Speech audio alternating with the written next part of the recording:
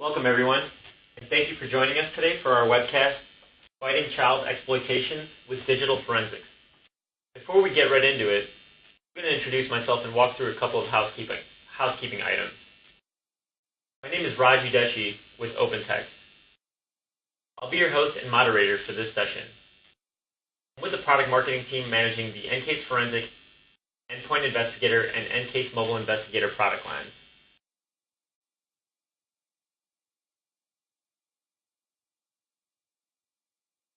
We have further product briefs for each of these products freely available in this webcast, which provides further details on our product offerings.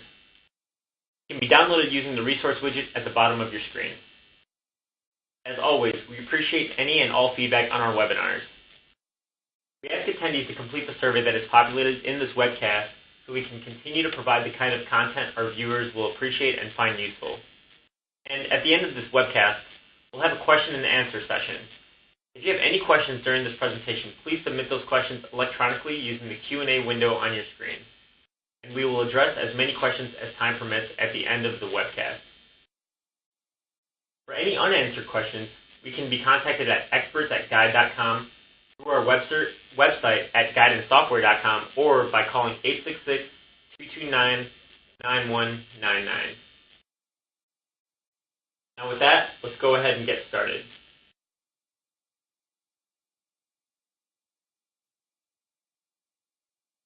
We have an excellent guest joining us today.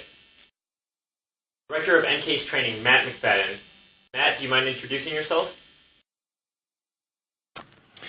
Hey, Raj. It's Matt McFadden, Director of Training of Guidance Software and retired sergeant with Clovis Police in Central Valley, California.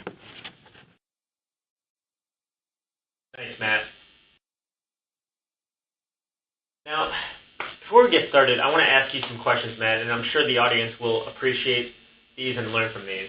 So, can you tell us about your experience in this field?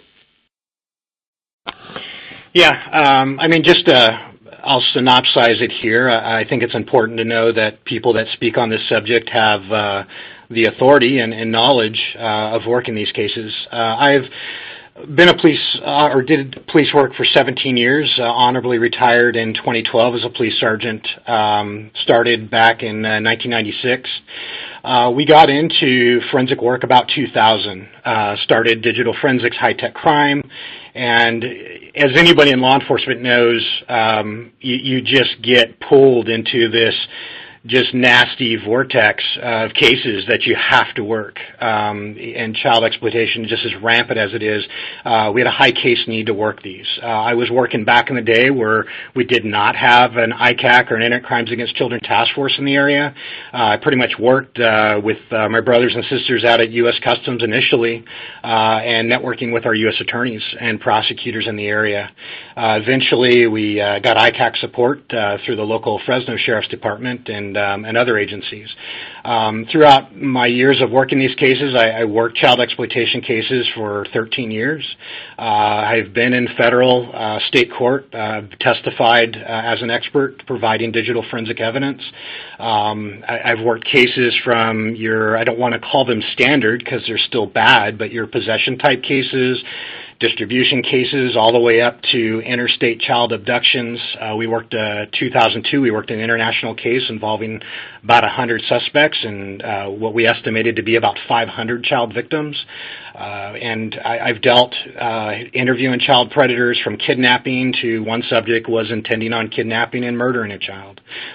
There's a ton of other cases. I've also had the pleasure to do a bunch of child safety outreach with U.S. Department of Justice, a group, Joyful Child Foundation, which I'll mention a bit later, and also the Innocent Justice Foundation. Thanks, Matt. So, how do you think these investigations should be handled? Well, first, the disclaimer is we want to be respectful of victims. As I talk about these cases, we talk about techniques. There are some that I will be vague about in references. Most of that is to protect some aspects of the cases that law enforcement uses. We don't want to dump everything on the table because the last thing we want to do is have the suspects aware of techniques and they can further their child exploitation behavior. These are very sensitive and very serious matters. I take all of them to heart. We're going to talk about some sensitive things in this session. I'm going to throw up a little bit of a filter curtain because we don't want to just, again, lay it all out on the table here. We don't want to be offensive, but we do want to address this issue. This issue comes down to, one, identifying the nature that there is a problem.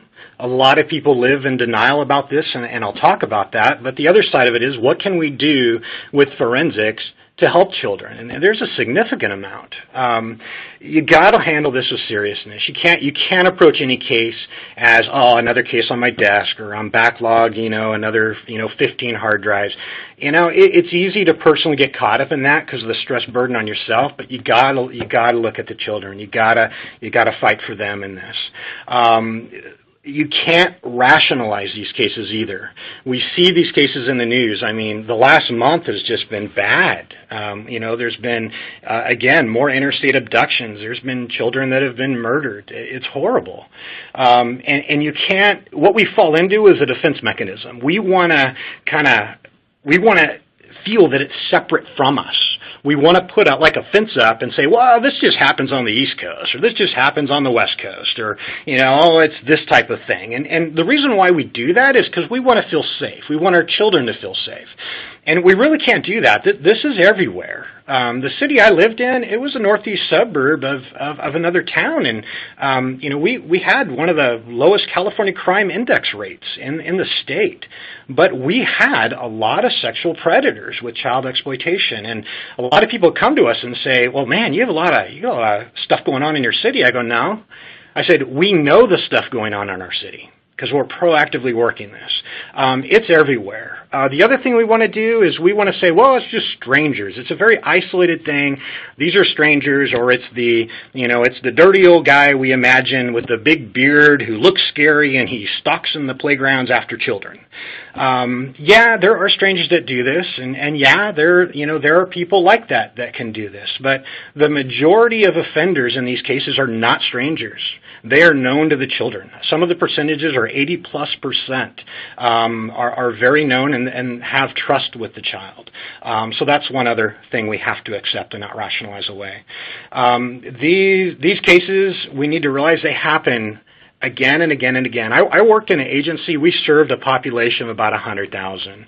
Nothing against the city. It's not the city. It's everywhere. We would go out some weeks, and we would do search warrant after search warrant, sometimes 2, 3, 4 a day, and we'd fill up our lab with evidence. And we'd go out the next day and the next day. And then we'd try to pause because we wanted to do the evidence to go through to jury trial convictions or whatever else not. And then we'd look at our board again of active targeting suspects, and it'd be filled right back up again. And 13 years of that, we never ran out of bad guys. It was a scary reality. I thought for sure we put enough people in prison, we'd run out of them. We never did.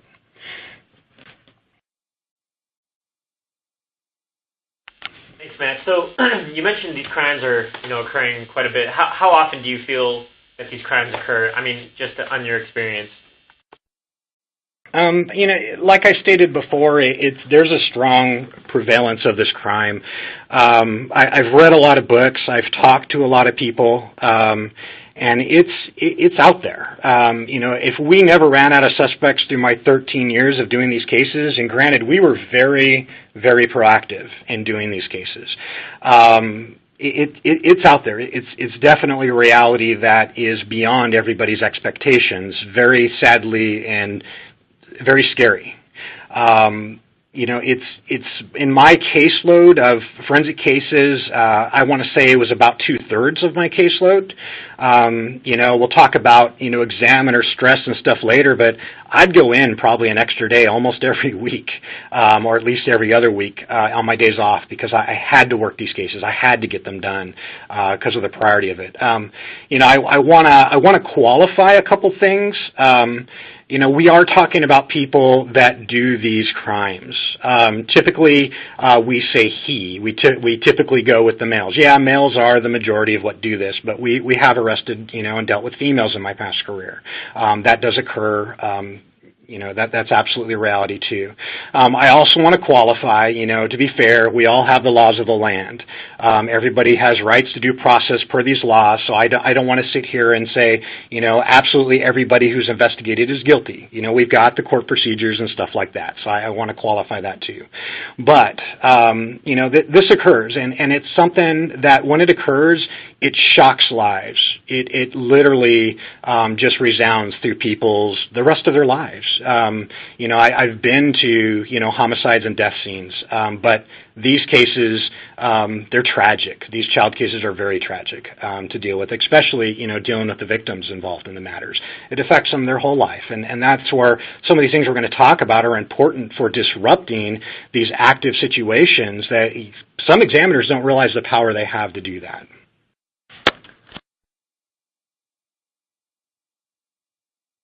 Thanks, Matt. So, what can corporate and other non-law enforcement examiners do? I do see a lot of corporate investigators on today's call. So, what advice can you give them? Yeah. Everybody all together, you got to pull as a team. You got to work with your resources.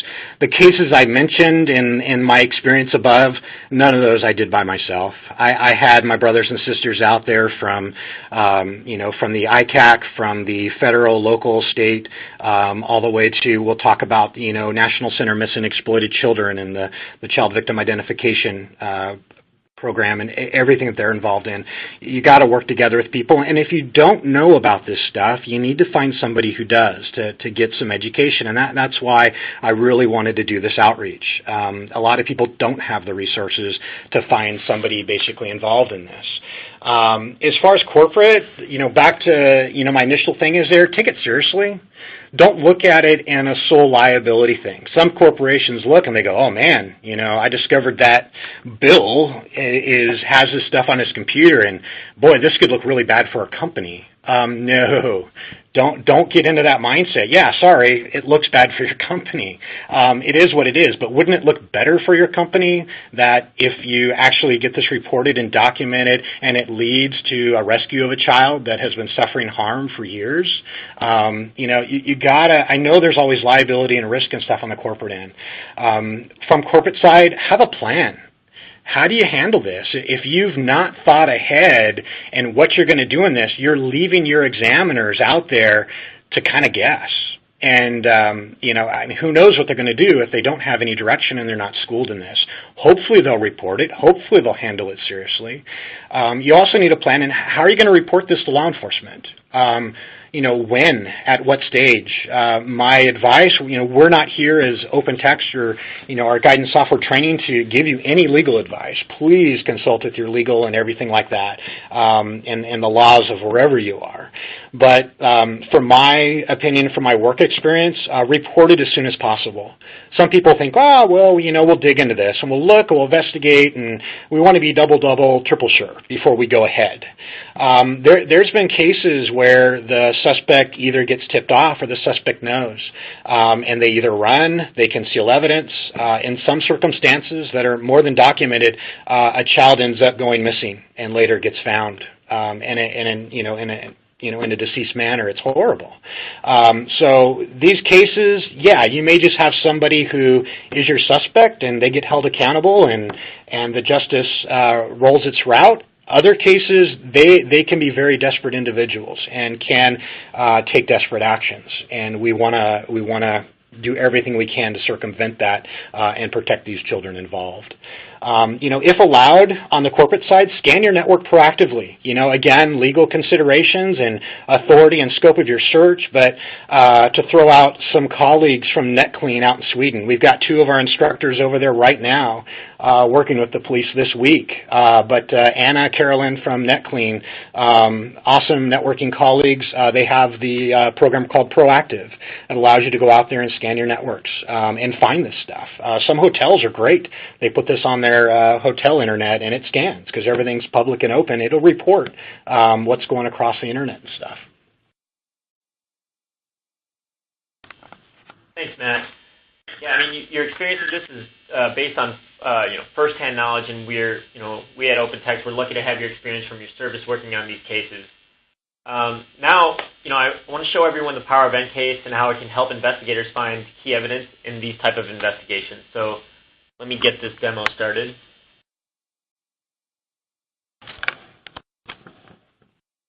Yeah, and just to lead in on that video, Raj, pretty much we're trying to show some forensic techniques. We'll come back and revisit some of this and talk about what law enforcement can do as well at the end.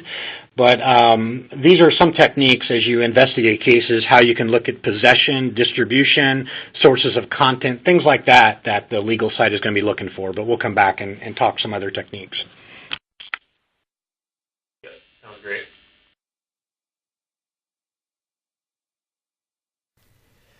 We're going to take a look at a case scenario based on the investigations we've been discussing and will continue to discuss. Obviously, we cannot demonstrate any of this on protected child crime material. We are going to instead We're going to take a look at a case scenario based on the investigations we've been discussing and will continue to discuss. Obviously, we cannot demonstrate any of this on protected child crime material. We are going to instead substitute that, and we're going to be looking for, in this case, this subject is suspected of possessing media and images related to a dog breed being a beagle. That makes it easy for us to simulate the evidence. Now, this is a live takedown of a system using our EnCase Endpoint Investigator or EnCase Direct Network Preview features. You can tell we have a physical image noting the IP address and associated IP address with process memory. Collections with applications of note here. We have a physical memory image, and we have a bunch of instances of Chrome.exe. This is typical in how Chrome launches. It typically will spawn child processes to help facilitate its functions, such as different tabs and things as you browse. Now, I guess the standard inclination is to want to go into these cases and set and include everything and go right to gallery and start looking through. And as that can definitely work, gallery is going to miss any of your videos, and it's going to miss any other type of documents you may be seeking. Plus, you may be having to go through 50, 100, 200, 300,000 images. It may be a while, and that is likely a step you may want to take, but we want to focus a little more efficiently here. And what I've done is, using our EnCase integration with our Project Vic, I'm going to go ahead and just take the name of this hash library that's set up and is attached to my case. I've got 4 items in here as a simulated Project Vic hash library that I'm just going to go run a filter. This filter is in your standard EnCase installation, and I'm going to go and look for find items by hash set. This is simply, I can name it whatever I want to there. I'm going to leave the default, and I'm going to go across the current view of items loaded. And I'm just looking for my Project Vic hash library at category 0, and I'm going to launch it. How nice is that? I mean, it was less than a second worth of work. Instantly, I'm seeing items. Now, the name is, not enough to proceed with, closing our case here. We need to verify what these items are. We need to validate its content. And there we have an MP4, which we can validate the content simply by double-clicking and watching the content. Okay. Now, we would be quite a bit short-sighted if we just stopped there and focusing on how the tool is helping us find something, find it, move ahead. We need to widen our view here and take a step back. Where are these items coming from? Now, I can see by looking down here at them, I could see a storage location. Now, does that look like a usual storage location for videos and images that would be illegal? Yeah. It appears that these are all in the same area and that they are trying to hide them. So what we're going to do is we're going to go ahead and release our filter now by clicking here. And you can see that we are now auto navigated to this location where they're trying to conceal some items. And we're right in the middle of some evidence. If we want to turn our filter back on, we simply click it here, but I want to focus on looking at this. We're still going to proceed with the possession elements here, but where did this come from? It's a big question we got to answer. Now, some of y'all out there are looking at this, and you're seeing this item here, this zone identifier. What is this? I want to explain it. If we come up here and look at text, we see a zone ID of 3 under zone transfer. Now, we're just relying on the tool to parse this. EnCase is doing a lot here for us. This is actually an alternate data stream here that's been auto-parsed out, and this one is related to the item above it. You can see all the matching ones popping out now as we put this together. So what this is indicating for us is a zone ID 3 is indicating that it came from the internet, and the manner in which this data is stored, or the reason why, is it's showing a source from the internet, and it's indicating that it came from a browser. A lot of the popular browsers, Internet Explorer, Chrome, and I believe Mozilla, support this feature to identify where this file was downloaded from. So that's helping to indicate our source. So where do we want to go now? I've processed our internet, so let's go view our artifacts. We have internet parsed, and as I click on here to load it up, I'm going to go ahead and set included all and start scanning through. Now our URLs are to the right, but the reason why we leave the name here is you need to understand the structures from where these items are coming from. I can tell you that this is Chrome related to the data structures. Webcache vo1.dat. You'll get some SQLite storage related to other browsers. Okay, so what I'm going to do is I'm going to scan this bar to the right to get to our URL name. These are all columns and data structure values parsed during the internet processing for you to help you interpret this data and what it means. We don't want to just look at the tool and say whatever it outputs is the end-all be-all answer. We have to use our brains and interpret this stuff and know where it comes from. So I have the URL name here, but how do I work with this? I mean, I've got thousands of entries. This is pretty low. I mean, in a real case, you're going to have 20, 30, 50, 70,000 entries in here to go through. How can I work with this? Now, I could sort, and I can go ahead and start scrolling and looking for searches. But if I want to really target my search, I can go over to a condition, and I have a condition called URL name contains. We can simply create it with new, but I'm going to launch it, and this condition allows me to enter in a term to go search for. Real simple. Now I'm looking at filtered results that are related to just the item that I'm looking for. There's a Google search for a Pocket Beagle video. I've got DuckDuckGo searching for Pocket Beagle vids. And we can go on and on through all these items and what they're related. Now, we're not going to be getting into all the reporting features and stuff, but it's as simple as right-click, bookmarking the item, and then we're done clicking a View Report. So are we done? We're looking fairly strong in a possession element, but was this stuff ever utilized? Do we have any action indicating that beyond download something was done with it?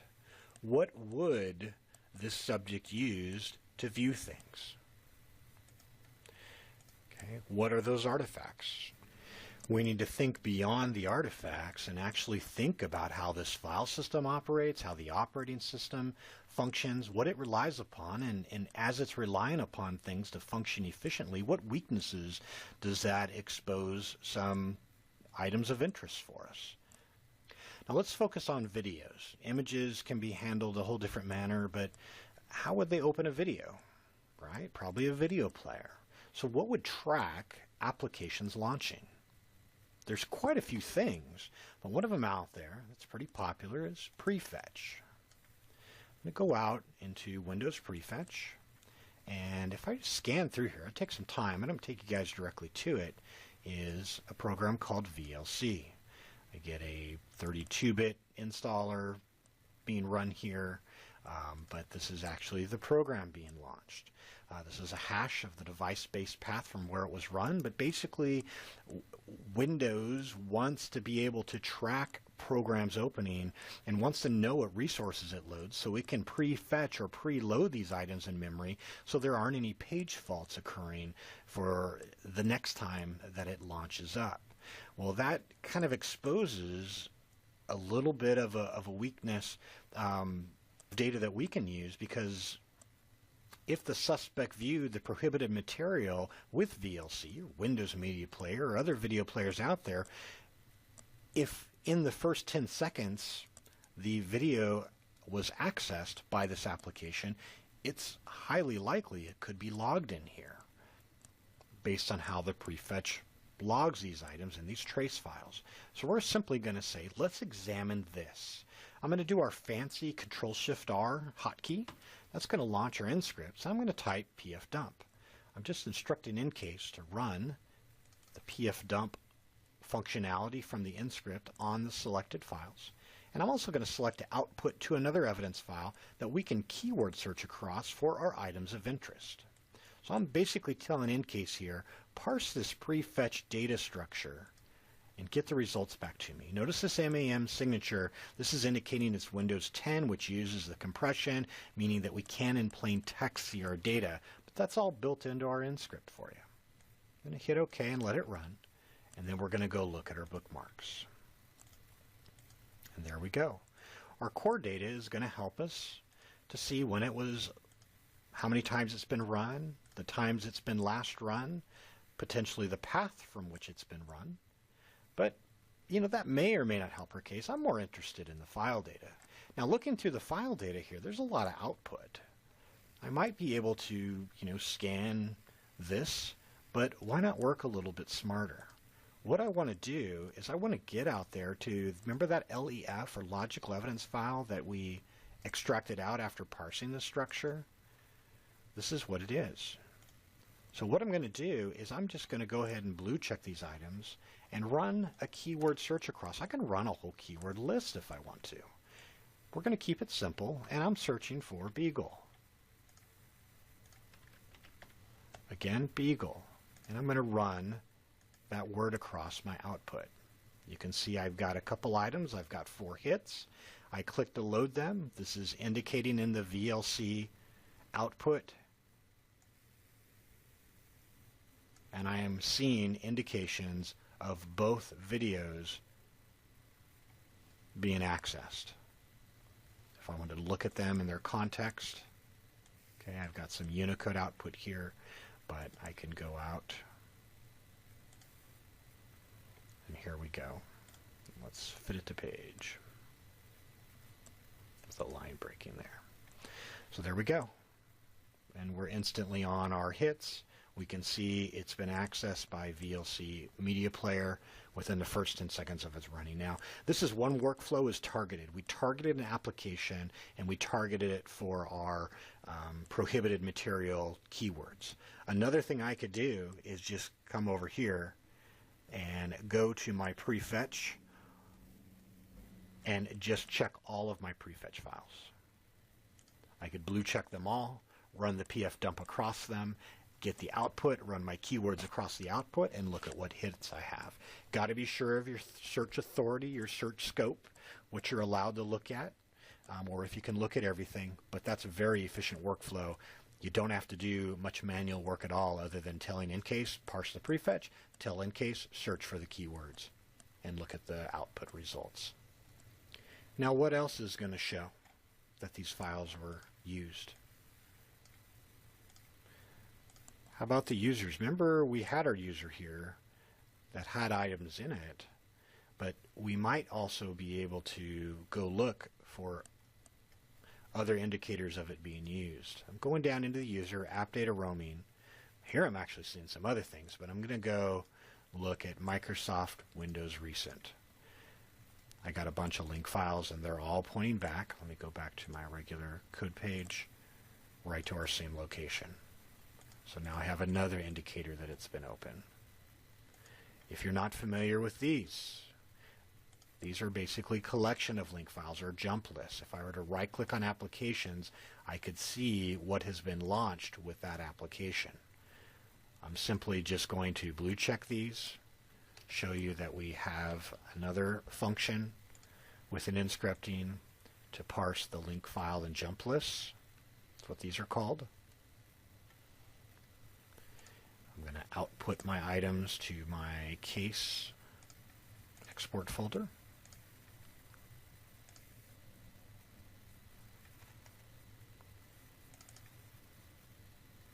And this is just indicating where I'm looking for the application ID. It's going to have to try to resolve that if it can, and we're going to let that run. I'm going to go out here and now look at my results.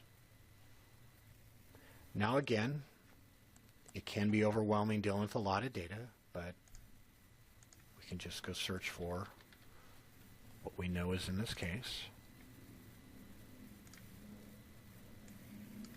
And we go looking for our data, and there we end up finding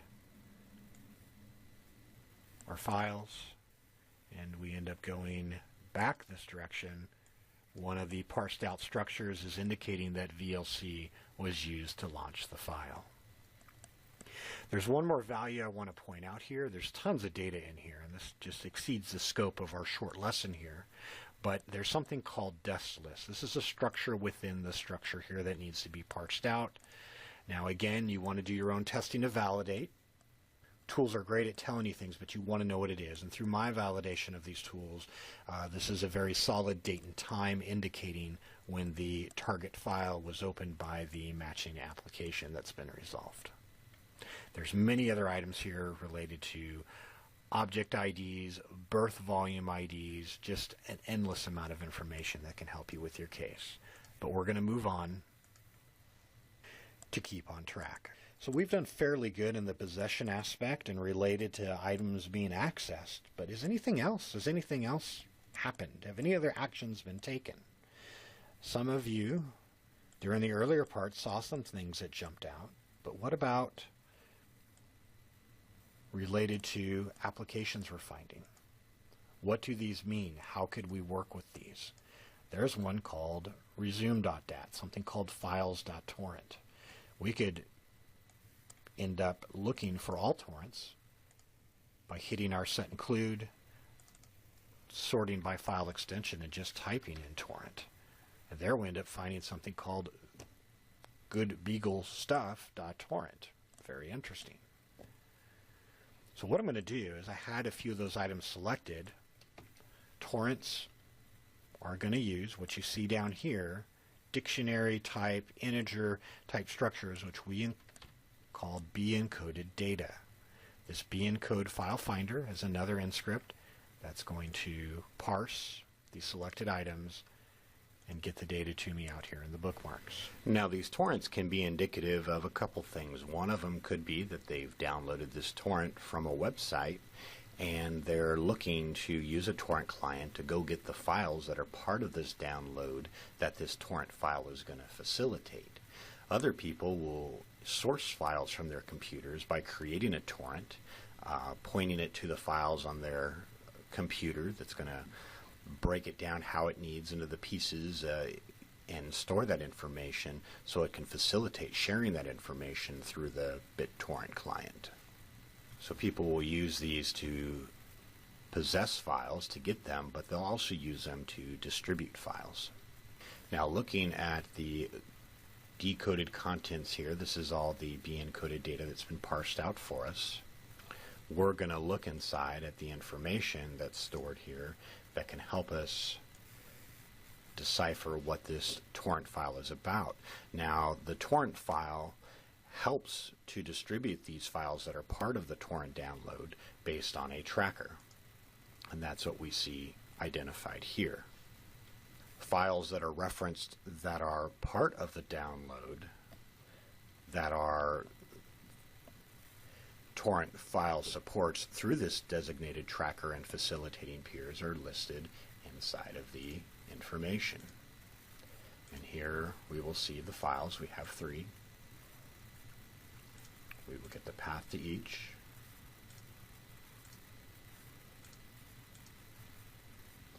And then, as I stated before, the pieces in which the file will be broken up into in order to distribute, because torrent's going to give the pieces of the files, and those, as soon as they've landed on a peer, that peer can start facilitating the distribution. They don't have to wait for the entire file to come down. So going back out, this is the good Beagle Stuff torrent. Let's take a peek at our other one here, files.torrent. If we take a peek at this one, we see that it actually has the same designated tracker. And if we start looking at the files, we see that it's going to facilitate the download of the same files found in the Beagle torrent file. So it appears that either this is a duplicate made either by the client and or by the user. So just making a little note of that, files.torrent and good Beagle Stuff.torrent. Now there's another one up here called resume.dat. The files.torrent and the good Beagle Stuff.torrent, it's good. It shows they might have pulled this down to download the files, but what if they're using these to distribute the files? What if they're the source and they're seeding this data to the network? Well, resume.dat with a BitTorrent client is going to track information related to torrents that have been active through the BitTorrent client. We see files.torrent was, and if we end up looking, this is when the torrent was added to the client, and this is when all the files were ready basically for sharing.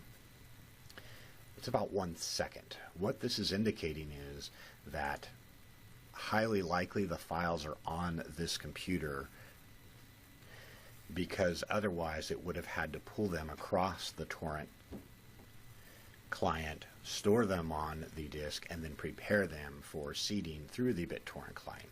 And that's likely not going to happen in 1 second. It's more likely going to happen if the files are on the computer. It doesn't have to download them. All it has to do is prepare them. Now, if these are super tiny files, maybe they were pulled across through the BitTorrent client. But in this case, it's pretty unlikely. I'm going to go down and look at a couple other indicators here. Okay, here's my runtime seed time. This is the time that I'm running this torrent. This is the time that I'm actually seeding the files. It's the same. I cannot seed unless I have them. This is indicating that I've had them the same amount of time that I've been seeding them. The last one here is upload, download. Upload, here are the bytes that I'm uploading. And if I go to download, specifically to this torrent, I've downloaded 0. So I've pulled 0 across with this BitTorrent client, but I've uploaded. So I am seeding this, I'm sourcing this. In this case, I am the distributor of these files. Now, there are also peers that will be designated by the tracker that are facilitating the download. These are also stored per the torrent in the resume.dat. And here we see other IP addresses that would merit some investigation as to their participation in the distribution of these files. Were they part of just downloading it, or do they have files and they're seeding these files? All right, let's go back and let's look at some evidence here and show another very quick feature related to our indexing. All I've done here is indexed text and metadata. This is EnCase 8.06 with our new indexing features, and I'm just going to type Beagle and hit enter. The query is going to run across the files that have been indexed, and there I'm already hitting all over data. From any type of Chrome caching stuff to actual files. I can also do queries such as Beagle and MP4 to try to narrow down, and I'm already hitting on my information. So I'm going to go back to evidence, and we're going to move on to the final parts of this lesson. And I'm going to go out and I'm going to find the evidence that was of note. It was under our semantic, and this is where we found a lot of our data. We can end up bookmarking a lot of our items here and making them in a bookmark. I'm going to selected items, and we're just going to call it prohibited media. We're going to put it in a folder there. Now, what I had mentioned before is it can be as easy as clicking View Reports with our flexible reporting template. I can input my information, and as soon as I get to that area, here's all my content. Now, we can really customize this output to put a lot of the file attributes or information about it however you wish. But with the defaults, it's easy as right-click Save As, you export your report. But what I want to focus on is our Project Vic integration that we showed in the beginning of how to bring the hash sets in from Project Vic. Again, you have to be law enforcement to download these and use them to search against your media, as we did when we found those files to begin with. But now that we have files that we've identified, we may upload these to Project Vic because they may not have these yet, and they may be pieces of the puzzle that are going to help them solve cases or help other investigators locate things on their drive, as we did initially as we started. So what we're going to do, we have to ensure that the hash values have been calculated for these items. As simple as running the evidence processing across it and ensuring that that has occurred. So I'm going to give it a right-click Entries and export Project Vic files. Notice I've blue checked the ones that I want to include in my export. I'm going to go ahead and launch the feature, and I'm going to put these out. Let's put them on the root of a volume here, and I'm going to call it Project Vic Export. And I highlight the folder, and I'm going to hit OK. I'm going to select a case number here.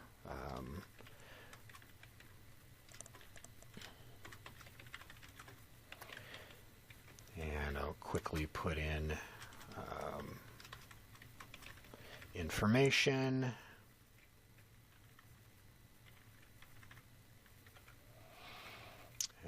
And how to get contacted. Again, this is restricted to law enforcement for uploading. But anybody can do this. It's just not really going to help you. But it definitely helps with these case investigations with Project Vic has been doing. Okay, so there we have our fields, and we're going to hit OK, and what it's going to do is make a package that is all ready for Project Vic uploading. There's our export. We have a JSON file that's JavaScript object notation and all the necessary information that Project Vic needs.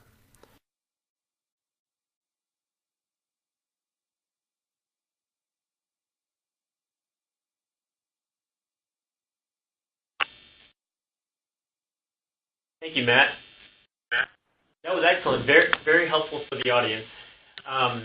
So we talked a little bit about corporate investigators, but what can law enforcement do in these type of cases?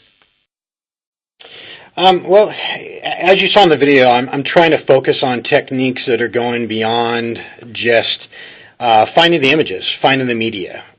We tend to get stuck doing what we're familiar with, and the reality is a lot of us get thrown into this field, some by choice, some by somebody else getting promoted and moving out, and you get pushed into the position. Whether we're choosing to be here or we've been forced into this position, we got to be ready. This field is daunting. It is. I've been in this field for 18 years. I remember my first few years. It's like climbing a super steep hill with not much oxygen to keep you breathing, and you tend to want to get into like kicking back, like why should I know this, and why I want a tool that just does it for me. And you got to move past that. You got to move past what we call button-pushing forensics. There's nothing wrong with using forensics for efficiency. Some tools do this great, but we don't want the tool to replace your brain. You got to keep climbing up that hill, and you need to have the skills to fully investigate the case. Not just find images. Where did they come from? Is there anything showing use? A lot of the defense cases out there, they're saying, yeah, they had them, but they never used them. They never viewed them. Certain things along that line. So what can we do to show? Also the sourcing of them. If they're from the internet, have they crossed state lines, therefore making it a federal prosecution case? Traveling through interstate and foreign commerce before receipt or possession. So those are things that we need to do. It's a tough hill to climb, but that's what we're here for. There's other training organizations too, but we're here for you. We're here to help you to learn this stuff. You also have to look at what is going to show distribution. especially with law enforcement, in every case, you got to look for production. That's where the automation can overlook some of this stuff. You need to be looking at every image, and is this child identified? If the child is not identified, how do I identify the child?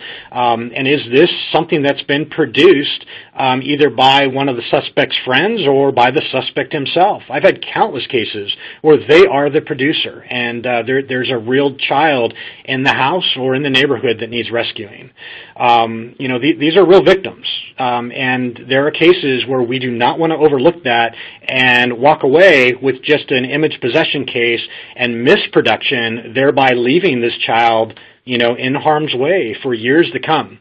There was one case, my colleagues and I worked it, and we ended up disrupting. The child had been suffering the victimization for, I want to say, like 6-7 years, and no one had interrupted until we did the investigation, led to a search warrant that knocked on the door. That's what we want to focus on. When you're out of sight, when you're dealing with a case, you need to ask yourself, are there any victims? Are there any victims in this family? Are there any victims in this neighborhood? There's not a victim every time, but you need to ask yourself, where is the victim? Where could the victim be? Also, if your authority and scope allows you, look beyond the media. Don't get stuck on just media and video, maybe some internet surfing, stuff like that. Some of these suspects write. They do narrations, or they collect narrations of these offenses. They write journals. They also look for the communication aspect. Some of these suspects will communicate with others, either to distribute or to continue their what I'll call evil acts, or we've also seen where they're seeking validation. They're trying to find other people like them to try to justify that their behavior is more acceptable. They'll gather in chat rooms, GigaTribe, Aries, you name it. They'll try to find each other to make themselves feel more normal, because if someone else is doing this, then somehow in their reality it makes it a little more okay. Obviously, I don't agree with that, but that's what happens. I talked about working as teams. Work as teams. Get your resources out there, but especially the prosecutors. Find out, if you don't know your prosecutor firsthand, go meet him or her. Work directly with them. Ensure that they have the training that they need. Sometimes these cases can be overwhelming for them. With law enforcement, don't consider the battle won when you put the handcuffs on the bad guy or gal or whatever and you book them in jail. This battle is won in court. This battle is won when the judge pounds the gavel, finds them guilty, and they go to prison. That's when this battle is over. There's a lot of aspects. The focus of it is supposed to be the children. We want to focus on the children. Don't get over-focused on any other aspects. Have them be the center. Also with law enforcement, be proactive. Be proactive in your community. We would target people on parole and probation that had search and seizure ability, that we could go in and hold them accountable. Registered offenders that have done this in the past, but also be open to the community. We had some cases, I'll just say one of my colleagues is online right now. We worked this case together. It came by an anonymous letter into our police department, and it was like, and instead of getting in denial or rationalization, we took it seriously, and it led to a major case. So those are some of the tidbits I'll add for law enforcement. Thanks, Matt. So you talked a little bit, and how the differences are between law enforcement and corporate investigators, but how can these type of cases wear on any examiner conducting these investigations? That's an important question, Raj. You gotta always step back and look at yourself. These cases are the nastiest thing. They can't feature it, but it should be on dirtiest jobs. I mean, you are wading through the sewage of evil. It is it's dirty, it's ugly, there's no good part about it. If people tell you, you never get used to this stuff. You never do. It's always difficult. I went through 13 years of heavy exposure to stuff, and it wears on you. You have to watch out for what's called, one of the terminologies is called compassion fatigue. where you are like, I want to help these cases, I want to rescue these children, I need to go after this. You have to balance that with your emotions, that you're not swinging overboard of, getting angry or upset, but that you got to accept that could be a common feeling for this. But you got to be careful on yourself. Are you working yourself into the ground and neglecting yourself, your family, and other things that it comes to an unhealthy state? You really have to watch for that. You also have to, this stuff, like I said, it never was easy to be exposed to. Talking scenarios, I remember we had this lab, and the lab was closed. We purposely had no windows, no way to see in what we were viewing, because the last thing we wanted is somebody to be accidentally exposed to this horrific material. But we'd have the big SWAT guys, man, the biggest, toughest guys on the department, and they would like stick their arm into our lab and try to hand us paperwork. And I'm like, what are you guys doing? You can come on in.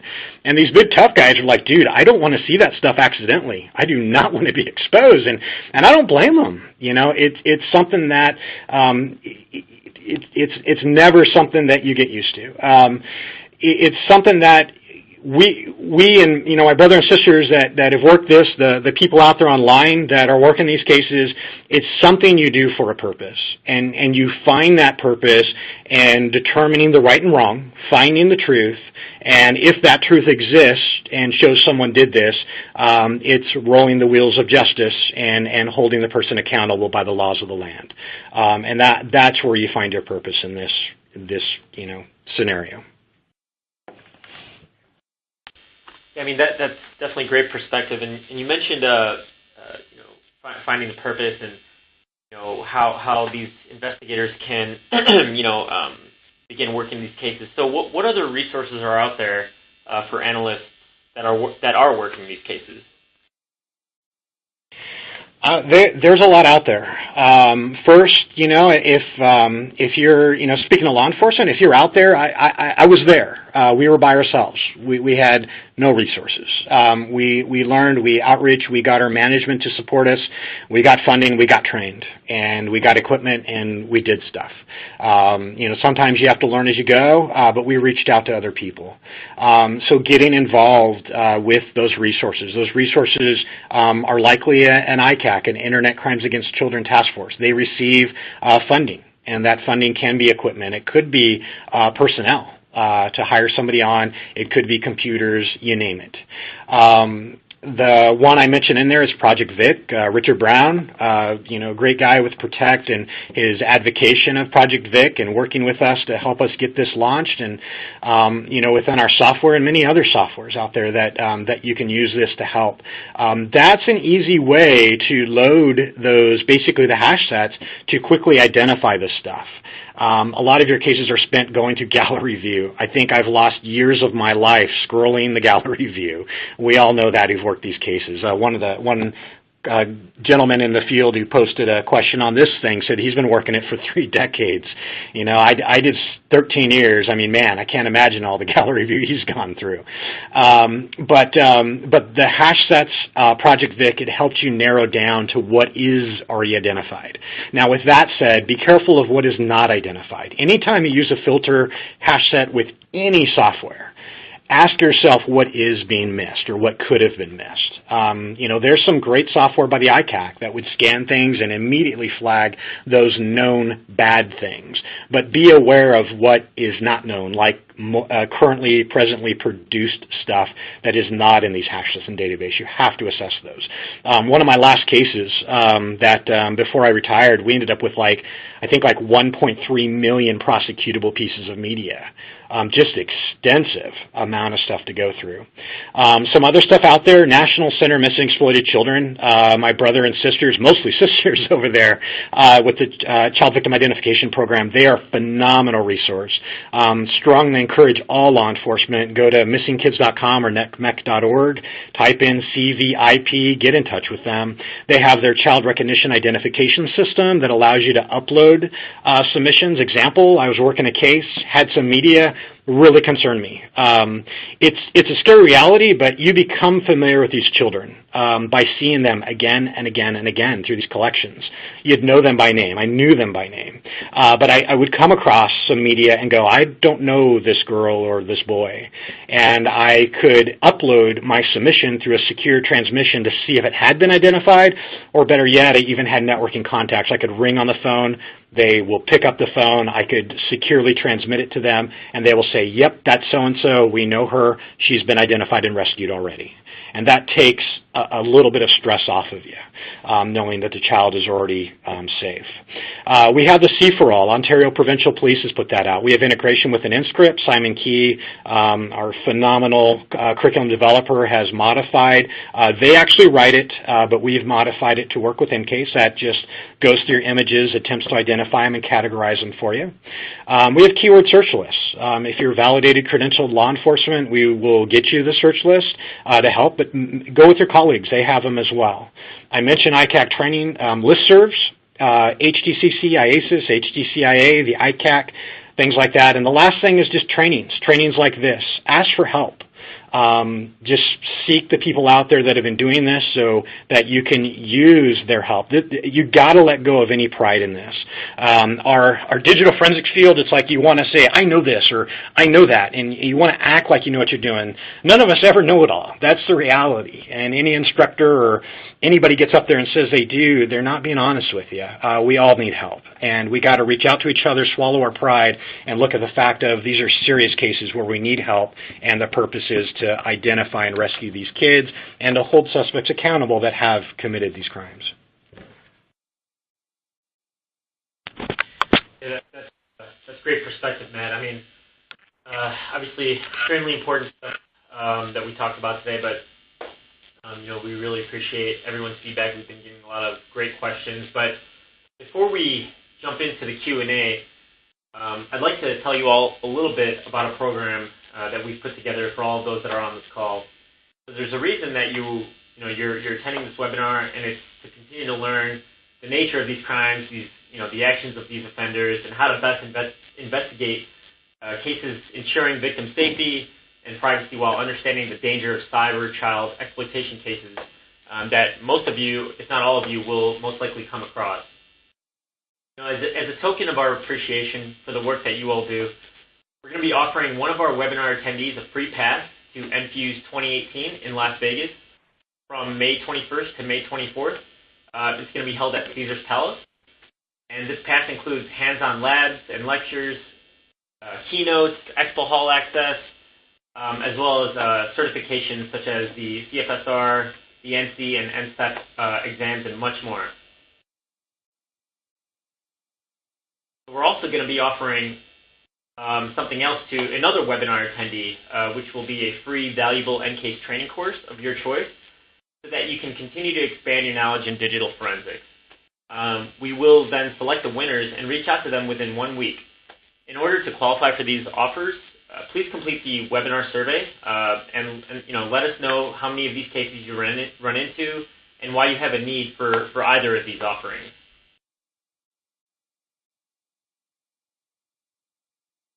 Great.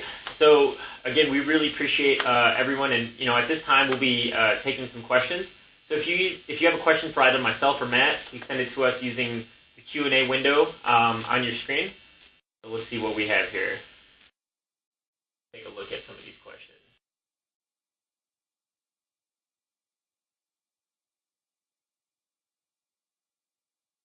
So it looks like we have a question for Matt. So how do you deal with encryption? Matt, I'll let you take that one. Yeah, that's a tough one. You've got to assess for it. You don't want to be pulling plugs on computers before you've assessed that, because you could lose it, forever. But if you have something that's encrypted, don't give up on it. I've had some major cases that we made by assessing encryption. As far as dealing with it, it's going to depend on what type. Some of it, there aren't any really breaks. File Vault 2 can be difficult. You may be able to log in and find some other type of material based on USB drives or other type of computers with Mac and being able to get into the keychain or getting that last password access. There's a lot of methods. We teach people to run keyword searches for anything related. One of the cases we did, we were dealing with high-level encryption, and we keyword searched across the drive for all words related to that encryption program, and password, pass equals, stuff like that. And sure enough, after 3 weeks of looking through these keywords, being persistent, we ended up finding that this program was dumping raw text passwords into the RAM, which got spilled over into pagefile.sys. We lucked out with that and got into a ton of stuff. The investigators online, corporate and law enforcement, I mean, how many times have you guys found that passwords.txt file, that has something? Do you have other media that you can compromise their user profile passwords and crack them with some rainbow tables and get some passwords to run with? There's countless ways. We have hours and hours of encryption assessment lessons in our trainings here, but you got to be persistent in diving into it. Yeah, that's great. So we also have a lot of questions rolling in. So another one that I think would be a good answer to is, how does Project Vic relate to the NCMEC's database? Okay, yeah, so that's Project Vic and NCMEC, National Center Missing and Exploited Children. That's their child recognition identification system. They are separate. NCMEC maintains their own. So Project Vic is what everybody is submitting up to as like a hash set, or what they may call like a silo, to help identification, and they can submit uploads to known material. NCMEC has their own system that they've maintained. What that does is that helps them. They basically actively try to put pieces of the puzzle together to help rescue children. You may have that one image of that collection set or a new collection set that's going to help them get out an ID and rescue a child.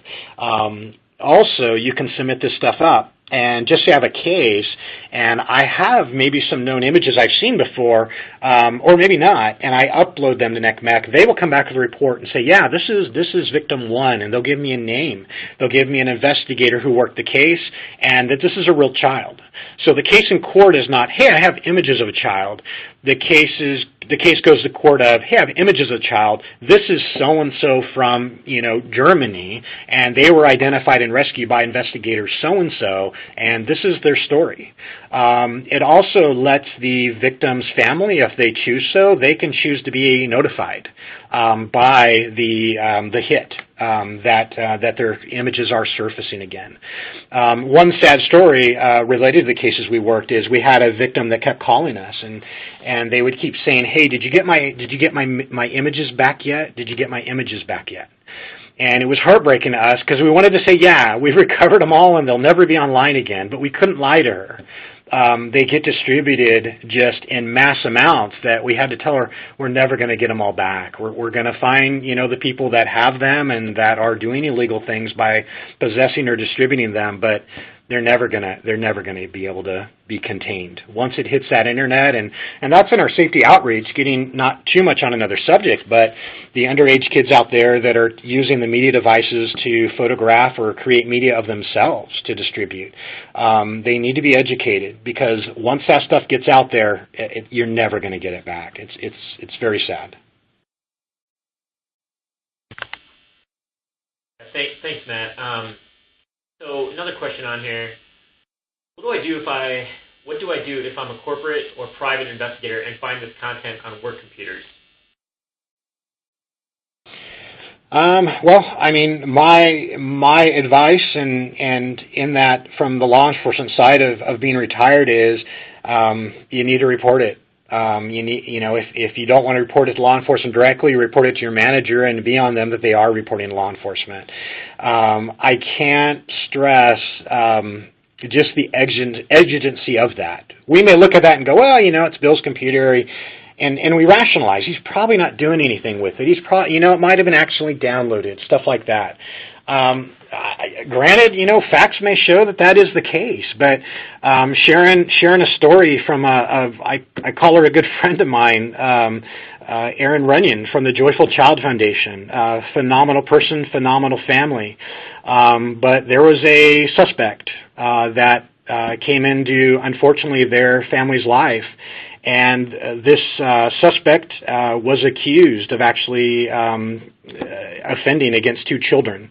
The jury didn't believe the children, and they acquitted the suspect, and he walked free. I don't know how much time later, but the suspect later went on and abducted and murdered Aaron's child, Samantha. Horrible story, just a horrible thing that happened. But if you take a step back and in the case analysis and sharing with Aaron and being able to speak on behalf of her foundation in some circumstances, I learned about the investigation in the suspect. And guess what this suspect had on his computer? We all know the answer. It was child exploitation media. And just a thing that, it's not to say that everybody's going to go out and be a murderer, everybody's not going to, go out and do something horrific, but that potential is there. And that's where we have to take this seriously. I saw another question about what if it's on valuable corporate assets, like you find this stuff on very important computers and you're afraid law enforcement is going to come seize it. Granted, yeah, work with your legal, but work with law enforcement. Tell them, hey, this is what is vital to our corporation and stuff. But we have to look at, is it vital that the company recover from this asset being removed for a while and maybe imaged and moved on, or is it vital that we get this information to potentially rescue some children that are suffering just unspeakable harm? It's I understand it's tough on the corporate side, but it's even tougher for that child.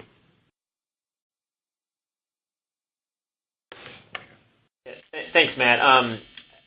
Got a couple questions on here about training, and I do want to mention, before I forget, we are offering a new reduced price to our passports, so they're going to be going for $6,495.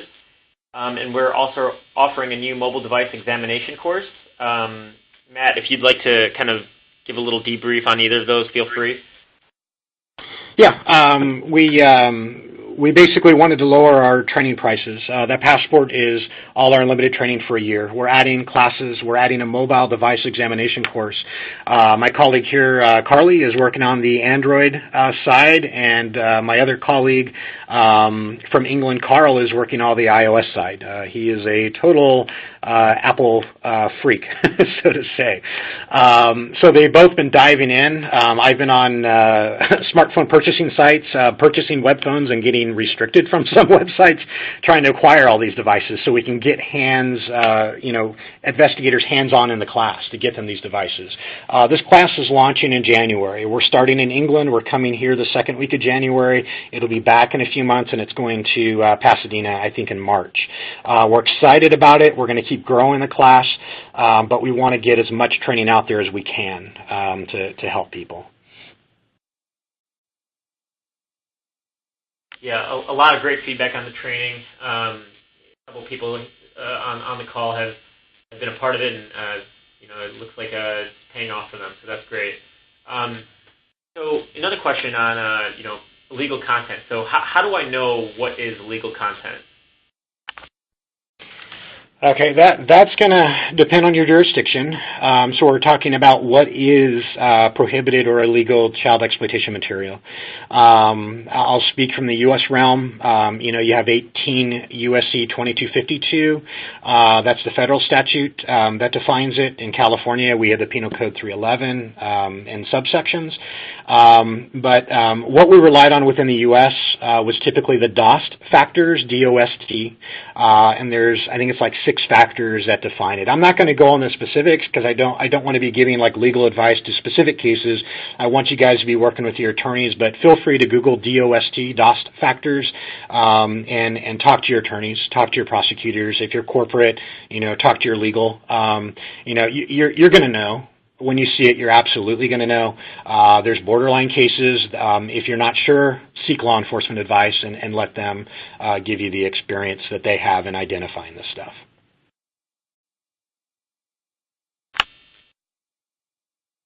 Great. So we got another question. In the corporate world, how do you approach or work with law enforcement when they want to seize a valuable asset? Okay, yeah, and I kind of tied that one into one of the last ones, the question about the corporate. I think we've already got that one. Right, okay. As a new investigator, what are some recommendations for training that you feel would be the best start point? It depends on your budget. What support you have out there, what resources are there for you. I want to be biased and say come to us for training, but you may be limited. You may want diverse training. The ICACs out there, Internet Crimes Against Children, offer a lot of free training. You may get training right from your ICAC, an investigator there that is willing to give you training. With our training here with OpenText/guidance software, you're getting material written by people that have done the work. You're probably going to get someone in the class that has done the work. When you show up to our classes, we have multiple investigators in our class that have done the work too, and we network within the classes. I think we're training about 30 people here in Virginia just this week. I was teaching all morning and just stepped out. So there's a lot of areas where you can seek this training to get basically if you're on a budget or if you actually have some funding. I'd also encourage you to petition your administration, get them to understand the need, and get them to support you.